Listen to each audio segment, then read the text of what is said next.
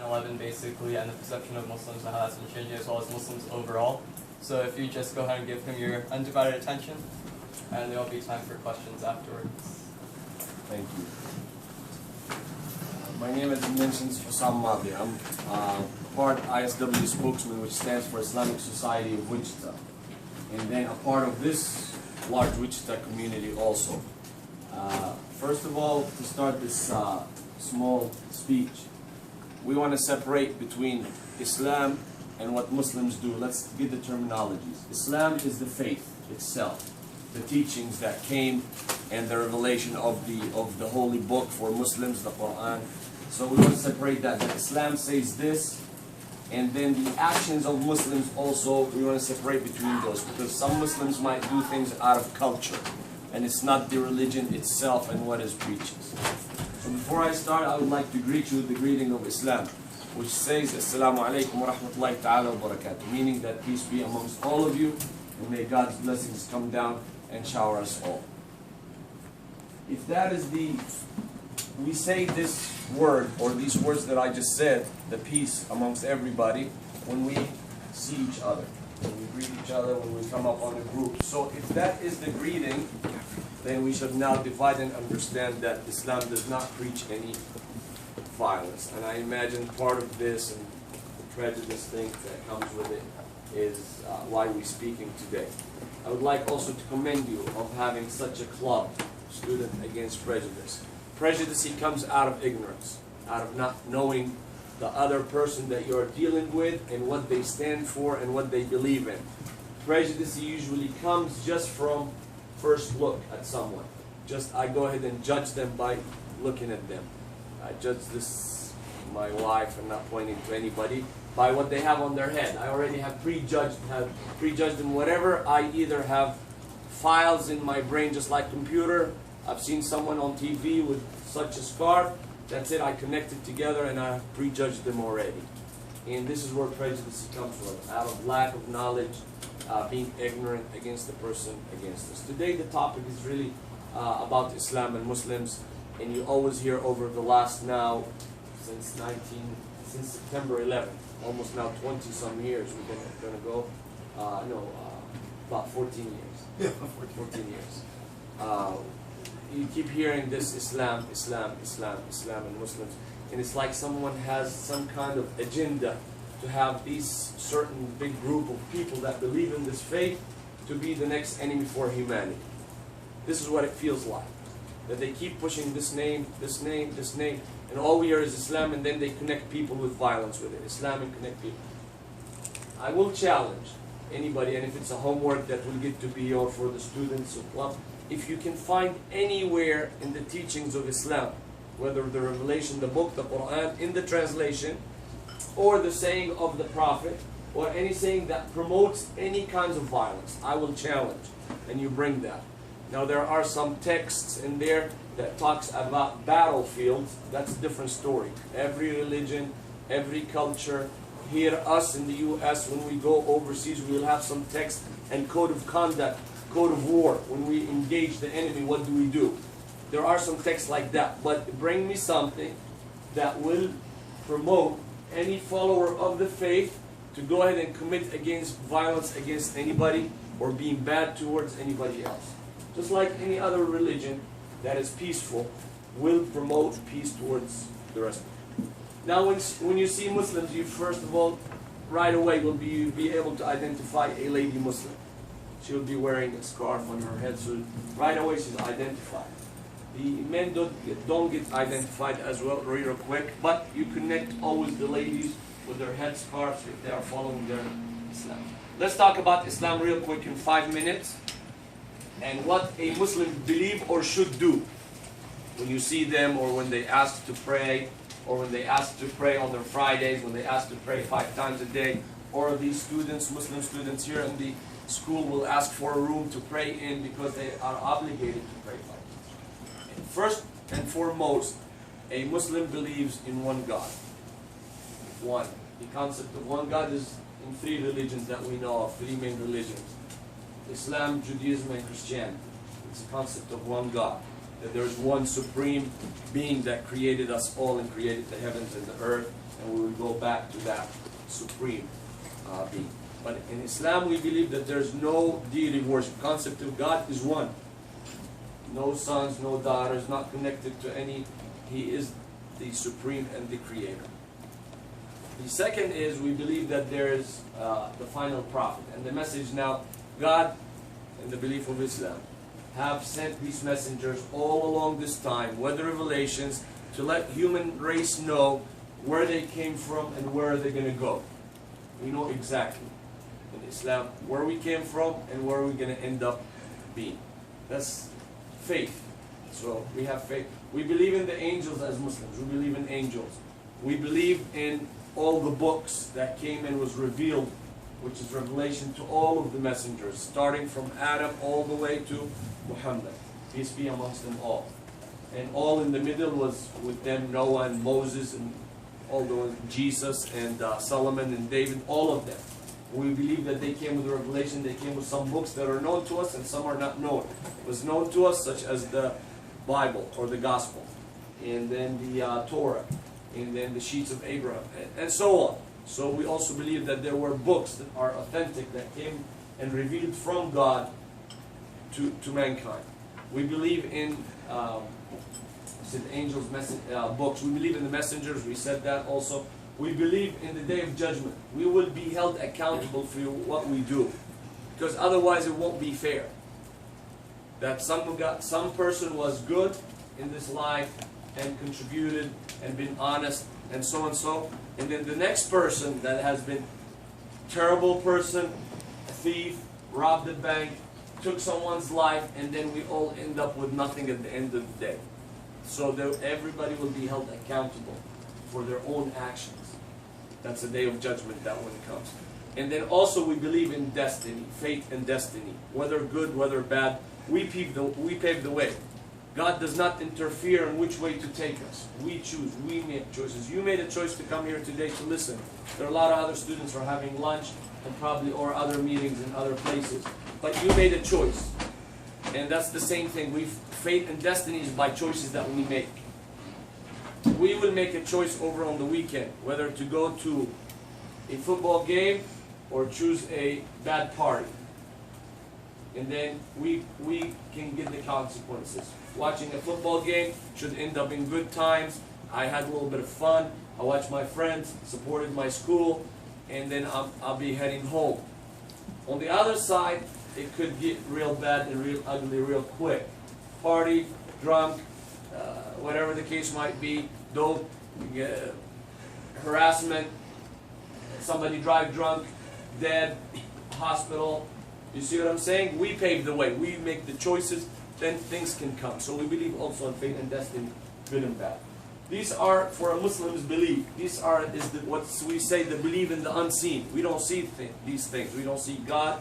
We haven't seen the messengers. We haven't seen all the books being revealed. We don't see the angels. We don't see the day of judgment till we live into it. And then we also don't see fate and destiny till we pave our own way. So these are beliefs. And that's what a Muslim believes in. Now there are obligations for a Muslims also, and these are minimum. 5 of them. And I already mentioned one, that we testify. Any Muslim that you see testifies. If they say, I'm a Muslim, they say that there's no God but God. There's no deity worthy of worship but God alone. And then Muhammad is his final messenger, a brother to all the messengers that came before. The second one is prayers. And I mentioned this very briefly that some of the students might. We pray 5 times a day. Sunrise, before sunrise, we should get up and pray. And then that's to start the day. Then there is a noon prayer. Should come here about 1:30 in this without the change of time. And then afternoon prayer, sunset, after sunset, and then we pray at night. We have, and this is not the time to go how many units, but a Muslim is obligated to pray. Now you don't see it, just like any other culture and any other faith. Muslims sometimes don't practice their faith also, but that's a belief that they have. That's a belief that an obligation. Third pillar or third obligation of a Muslim that you see is they have to pay charity. It's really not charity. It's not something that we It's out of our choice, but it's an obligation for anyone that is a Muslim. Of course, working, not for these young ones. They don't work yet. They haven't acquired any wealth. But we pay 2.5% of our wealth, liquid wealth, like cash or gold or stuff that they might own. Pay 2.5%. It goes in one central place. Then it's divided amongst 8 categories: poor, widows, strange traveler, somebody jailed unjustly, someone that cannot afford a meal. So it'll go in 8 categories. That's the third pillar. Fourth pillar is fasting, and that happened probably in July. And we don't eat or drink from sunrise to sunset. And it's not only about not eating, not drinking. That month in particular, it goes on for 30 days, and we fast as Muslims, and it is an obligation. It's not a choice. But what it does is purifies this body and the mind also at the same time, and the soul. Because when you, as we all know, sometimes when we eat, we start falling asleep. A lot of times it happens even here at school. You eat your lunch, you start dozing off in the class after lunch. At that time, when we don't deprive the body of food and water, and our soul picks up the slack. We become better, spiritually more attached, and we do a lot of extra praying in that month. We do also a lot of extra reading of our book, and we get closer spiritually to Allah, to God. And this is another terminology I want to explain. Allah is the terminology in Arabic for the Supreme, the Creator that I talked to you about in the beginning. It doesn't mean nothing else. It's not connected to the moon. It's not connected to anything. It's just the word for God, the Supreme Being that have created us all. That was number 4 was fasting. Number 5 is pilgrimage. Every Muslim, once they reach the age and they are healthy and well-to-do also, because it costs some money, we do pilgrimage to Mecca, which is right now is a city in Saudi Arabia, and we go and do pilgrimage. That one is once a life. If you notice from what I mentioned, Islam is a practical way for those that follow the faith. It connects you to this life, and then it connects you physically to this life, and then it connects you to the spiritual spirit that we have with God, being the unseen. So we pray 5 times a day. That keeps you connected. That keeps you. There's movement in the prayers. It's not just we put our hands together or anything, but we move up and down and bow down all the way and go halfway. Also, that's 5 times a day, so you're connected already 5 times a day. Then comes 1 time a month. 1 time a year, 1 time a year is the fasting. Then once in a lifetime is a pilgrimage. And each one has its own benefits and its own things. And then as well as being connected, we love money. We all do. That's why you're probably studying, you want to get an education, is to become, or go in a sports way, or whatever the case might be. We all love the materialistic things, and that's how God created us. But when He asks us to give out of it, it just also, it lets us let go that life is not only about the money and the materialistic way, but also we will meet Him on the when we go back. And that's what we were created for to begin with, is to be in heaven and in a good place. This is basically about what Islam and Muslims believe. Again, I want to stress the point is that we need to separate between what I just told you Islam needs to be and what Muslims do. Muslims are not angels by no means. Angels don't do any mistakes, they do what they are commanded to do, and that's it. They follow. That's what they've been created for. Mankind gets to choose. He gets a brain, logic, articulation that we've been created with, and then we get to choose our way. We study, we look, we know what's right, what's wrong, and we get to choose our way in life. So, having that said, Muslims are not also perfect. You might see some Muslims that do some bad things, even amongst you, even amongst the culture itself. But we need to separate between what Islam promotes and what Muslims do. Going back to they have asked me to speak of September 11th or what had happened. First of all, like I mentioned in the beginning, I will challenge again anyone that would bring something that says in Islam that it promotes violence or to kill anyone, even if they don't believe in what you believe. September 11th and the people that are hearing now, ISIS and all this news and Islamic, they're not even, I'm telling you from now, they're not Muslim. Muslims don't do these actions. They don't take someone that is a journalist and kill them. If that is true, if that video is true, a lot of even out of our own American media coming out and looking at the video and they say there's something wrong with the video. The whole video is not 100% true. But whatever the case, if they did it, these are not Muslims. So I don't really want to talk about that because they're not a group that belongs to Islam. I just told you what Islam preaches. Islam preaches 5 prayers a day. You need to be, you believe in fate and destiny, meaning that you have to do good. Once you go, you will be accountable for what you do. So what they are doing is not Muslim. Holding people and children and shooting everyone, that's not Islam. Somebody went ahead and put that title Islamic next to their name, but they are not Muslims. So let's get those questions out of that. I'm not going to answer anything about that group because I'm telling you from now, as Muslims in the Muslim world, the mainstream Muslims, they don't belong to that faith. What they do definitely don't belong to the faith of Islam and what Muslims do.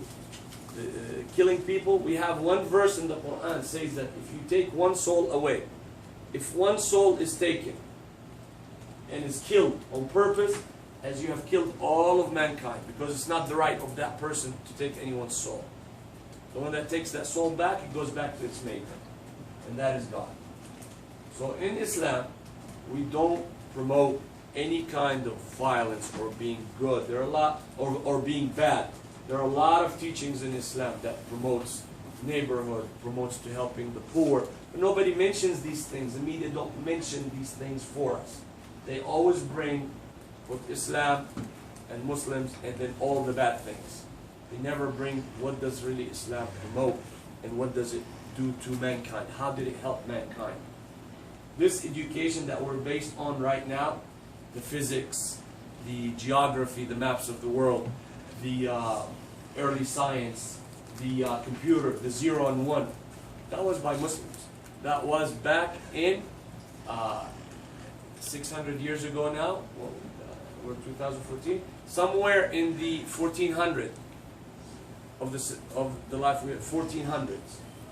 Muslims came and that was the base science. Then as things people lose and everything, they were the superpower at that time of the world. So this science, that's what we contribute. Muslims contribute to the world. What they do is help humanity, just like any good religion would help humanity. Post 9/11 and the attack from the media and from others, not knowing, again, prejudice, not knowing the person across from you or the person living amongst you as your neighbor. A lot of people start to inquire about Islam. What is this? Who are these people? They came all of a sudden in airplanes and they're trying to bomb us. We haven't done anything. Although there's an argument that we have. We are always in their business over there. We are always in their business. Whether in Iraq, well, the wars that you might have heard about, Iraq and Afghanistan. We're always in their business. But anyway, that's beside the point. Who are these people? Everybody started inquiring. What do they believe in? What do they do? Because of that inquiry, actually the opposite had happened if anybody had any ill feelings toward the Muslims and Islam. More people started coming into the faith. You might see these students amongst you from already existing parents that came as immigrants here. And you might see we had a lot of the American community, which we are a part of, go into the fold. They like the faith. They believe this is something that is true. This is something that's nice. This is something that contributes to society. And they started coming into it. That's post 9/11. Muslims did face prejudice. There were actually people that killed unjustly, and they are not Muslim. But because, again, prejudice, lack of knowledge of the person against you, across from you, and, for example, people out of the Indian culture, Sikh, they wear turban on their head. They're not Muslim. They don't believe in Islam. They have a totally different kind of belief. But somebody out of ignorance in Tennessee and Texas, they go into the gas station and shoot the person because of what they've seen on TV, or they have some grief because of 9/11 and they have some relatives. So they shot someone that's not even a Muslim. So Muslims did experience prejudice and some sort of prosecution just because believing in a faith. Although they're American. A lot of them, a lot of us, we're American. Yes, sir. I'm wondering, so I'm not Muslim, and I don't know, if I don't know a lot, and I can't as eloquently as you explain the tenets of the faith, but I hear somebody say something insensitive or prejudicial against Muslims. How would you suggest that, you know, people in this room or anybody who doesn't have, you know, a lot, how would you suggest we respond to somebody so that we as individuals can say, you know, hey, that's inappropriate, and you know, what kinds of things would you suggest we do in order to address issues of prejudice when we hear or see them happen? This is a very good question, because, and I'll say why that comes out, because you have probably experienced some friends that are with you from the Muslim faith in the school, and you don't see none of the actions that you hear about on TV. So you don't feel that is true. Somebody else might speak. This is one item that you can have on continuous basis, like what you are having today, to invite speakers to come talk to you and explain to you what it is. Then you're able to have more information. That's one. The other one is to go always to the source. To go always to the source. Media has gotten a lot better. At September 11 times, they used to copy from each other without having it from the source. The source, I mean the Muslims themselves. Go to them. You have here 3 places of worship here, and the closest one probably would be 17th and Hillside. But the biggest one that accepts visitors all the time. We accept visitors almost on daily basis. Whether a student doing a college work, or whether groups, or whether churches, or whether also like comparative religion classes in colleges, they come and visit us. So go to the source. We are here next to you on 96 and Woodlawn, and they accept people all the time, and they would listen to your questions and anybody else's questions. So anybody ask you, say, let's go to the source. Let's go talk. There's also a lot of valuable internet sites that are authentic and true that you can go ask any questions on and learn about, and I can leave them with you or with the student body to explore. That would be the question. Maybe. And, I think, what time are we? Well, we're pretty quick, but I'm wondering what questions do any of you have? Don't worry, there's not one question I think you will ask that we have not been asked. to be honest with you. So whatever you think is, even if you don't think it's appropriate, just ask it and that you have. I think they need tools like in the school when somebody just like trying to say something bad about Islam, how they react as students. Like for example, we have وَإِذَا خَاطَبَهُمُ الْجَاهِلُونَ قَالُوا سَلَامًا. So they want like some sort of advices. It's just like what's the best way to react to these kinds of actions. Like I definitely said, what you had mentioned is that sometimes when people that are ignorant speak to you, just you don't respond back in the same way of ignorance or louding your voice at them, but to reason with them and ask them to show them some information or have a dialogue with them as where did they get their information? What is it based on? Is it true? Is it not true? Something they heard? So it's the best thing is to have dialogue, and this is part of it. This is dialogue. What you are doing today is dialogue back and forth between you and connecting bridges as a whole American society. I think some people, if you feel like you need to go ahead and get up and go. Some people have farther to walk than others. Sure. To get to class, Thank which you very starts much. in a little over 8 minutes or so. Anything else?